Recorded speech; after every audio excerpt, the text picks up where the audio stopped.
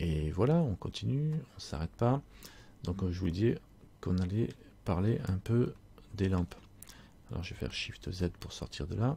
Et là, j'ai mon sun qui est une lampe, d'accord. On peut aussi utiliser des objets en tant que lampe. Donc je vais prendre par exemple, passer en mode objet, je vais prendre ma sphère ici, non je vais faire un nouveau. Shift A, je vais prendre un cube, voilà, un cube que je vais S, Shift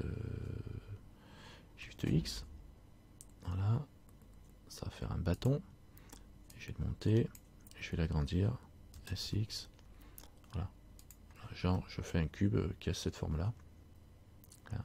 Et je vais lui mettre un matériel, nouveau matériel,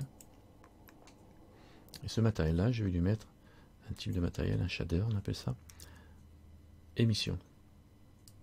Donc là c'est le troisième type de matériel qui va nous servir, le shader émission, qui transforme votre matériel en lampe, en émetteur de lumière. Si je passe au mode visu rendu tout de suite, je vois que j'obtiens une différence, et pour faire la différence je vais la mettre en bleu. Ça on voit aussi les reflets qui apparaissent. Et là si je regarde, si je me mets au dessus dans l'axe de ma lampe, ben, je ne vais pas avoir tellement de reflets qui vont apparaître sur mon objet, parce que j'ai pas de face qui pointe vers mon objet. Apparemment on le voit bien là. D'ailleurs je vais faire le test en faisant un bake directement de mon objet. Alors, je vais remettre ça à 0 pour augmenter le roughness, et je fais un bake. C'est bien de se mettre dans l'axe des lampes pour voir les réflexions. Hop, alors ça se complique parce qu'il y a, vous voyez, donc on voit l'action du bleu, mais on voit pas la lampe se refléter, ni les. Donc pour avoir le reflet, ben, il faut que je sois au-dessus, par exemple ici. Je sélectionne ma lampe et je la bouge pour la voir, la faire apparaître, en fait compte, dans les reflets. Voilà, je me mets là, je vais avoir des faces qui vont refléter, parce que leur normal pointe vers le néon, on peut appeler ça un néon, on va dire. Et là si je fais un beige, je vais avoir du bleu qui va sortir. Et c'est pas toujours voulu hein, de faire ce bleu là non plus. Alors aucun calque sur la lampe, donc je recommence.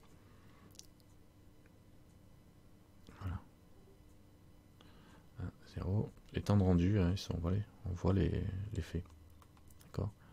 On ne contrôle pas toujours, mais grosso modo ça fait un truc comme ça, quoi.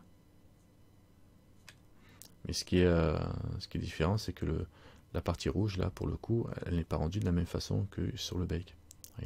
Donc c'est bien, c'est pas facile de visualiser. Il faut juste savoir ce que ça vient face à chaque face. Donc du coup, on a notre lampe. Du coup, essayez d'éviter de jouer, sauf là-dessus, sauf quand vous voulez obtenir des effets comme ça. Et sinon, ben, vous essayez de mettre vos lampes en dehors des reflets, quoi. G, Z. En fait, quand vous obtenez un rendu qui va correspondre à quelque chose de naturel. Et je vais monter la puissance de ma lampe. Alors je vais sélectionner ma lampe, elle est en bleu. Et le strength, je peux changer là directement pour le pousser.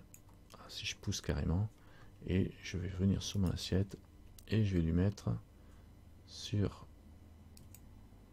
le métal un tout petit peu de roughness, léger. Alors on voit ce que ça peut donner en bas, même si c'est pas ça qui va être béqué. Ça nous donne la façon dont c'est diffusé. Et là, je vais dire, tiens, je vais béquer ça, et j'aurai le style de matériel qui va correspondre à ce que je veux. Alors on va dans le bake, et on bake. Voilà, donc que vous dire de plus à ce niveau-là? Donc voilà, on a un beau diffuse. Un bel effet de la lampe. Si on la veut pas dedans, on la sort du champ et on s'en sert comme d'une lampe éclairante normale. Il faut savoir aussi que sur les lampes, là elle est large. Si je l'élargis encore, je fais un S, X, plus je l'élargis, plus elle va éclairer, plus elle va être puissante. Je la rapetisse, elle va être plus petite. Oups. Je la rapetisse, ça va être moins puissant. Et je peux faire un SZ pour l'agrandir, pour faire des plans, des panneaux éclairants. Donc là, je vais faire un G, je vais mettre en vue dessus. Je vais la mettre plutôt là. Une petite rotation RX. Voilà. Pour avoir quelque chose qui éclaire comme ça. Voilà. Vous voyez, on voit la différence au niveau du sol. Même si je pousse un peu plus, je vais obtenir encore plus de différence. Voilà. Carrément, ça me change carrément tout. Donc là, on peut revenir sur mon assiette. Je vais sélectionner lui et lui. Et je fais un bake. Combiné. Ça, j'ai les deux. Donc vous voyez ce qu'on peut faire. Alors jouer avec. Et pour les effets de réflexion, bah, vous travaillerez avec les bordures. Voilà. Ça, c'est le soleil derrière qui tape en blanc. On a les ombrages du soleil et les bleutés de la lampe qui arrose toute la zone. D'accord. Et pareil pour le plan. On a l'ombrage bleuté de la lampe qui part sur le côté. Et l'ombrage noir du soleil qui est derrière. D'accord. Bon là je suis en mode rapide donc ça rend pas super, mais on commence à avoir des effets sympathiques. Bon, que vous dire de plus à ce niveau de connaissance? Bon là on a joué un peu avec les lumières, donc jouer en plaçant vos lampes, etc. Maintenant on va passer à une autre partie, c'est on va augmenter le nombre de matériaux histoire de compliquer un tout petit peu les choses, et on verra ça, on va voir ça tout de suite dans un autre tuto. À bientôt.